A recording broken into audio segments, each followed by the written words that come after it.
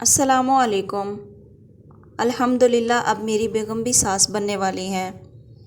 کل میں نے ان سے پوچھا تم بہو لانے کے بعد اپنے گھر کا ماحول خوشگوار رکھنے کے لیے کیا کچھ کرو گی؟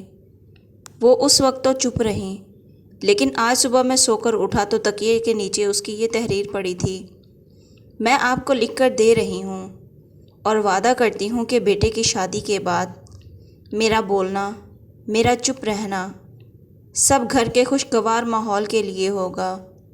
بہو کی ہر اچھی بات اور اچھے کام پر اس کی تعریف کروں گی اور اسے دعائیں دوں گی۔ شادی شدہ بیٹیوں کو اپنے گھر میں مداخلت کی اجازت نہیں دوں گی۔ اپنے کسی رشتہ دار، بہو کے رشتہ دار، کسی پڑوسی اور کسی بھی جاننے والے کے سامنے اپنی بہو کی برائی نہیں کروں گی۔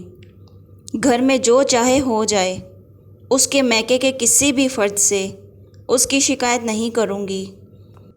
اسے اس کی کسی ایسی بات پہ نہیں ٹوکوں گی جس سے میرے گھر یا میری ذات کا کوئی نقصان ہو۔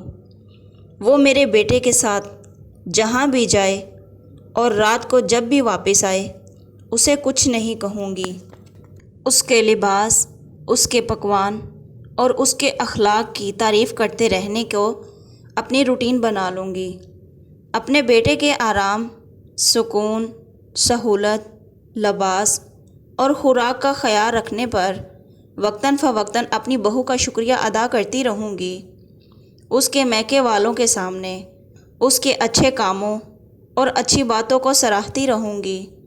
وقتاً فوقتاً بہو کی موجودگی میں اس کے ماں باپ کا شکریہ ادا کیا کروں گی کہ انہوں نے اپنے جگر کا ٹکڑا کاٹ کر ہمیں گفٹ کر دیا ہے۔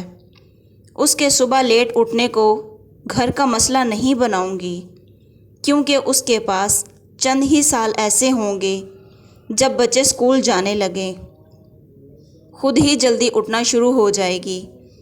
اس کے تجربے اور فہم کا اپنے تجربے اور فہم سے مقابلہ نہیں کروں گی اور جنریشن گیپ کے مسائل کو بھوک، کمزوریاں تصور نہیں کروں گی۔ میں پہلے ہی دن سے ان سب باتوں کا دھیان رکھوں گی تاکہ بعد میں کوئی جھجک میرے وعدوں کی تعمیل میں حائل نہ ہو۔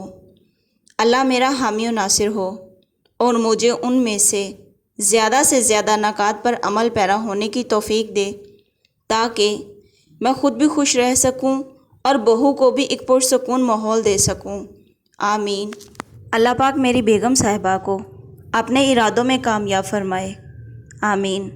امید کرتی ہوں ناظرین آپ کو یہ میری سٹوری بہت اچھی لگی ہوگی، تو پلیز میرے چینل کو لائک اور سبسکرائب کریں اور پلیز کمنٹ کر کے مجھے ضرور بتائیے گا کہ آپ کو میری سٹوری کیسی لگی۔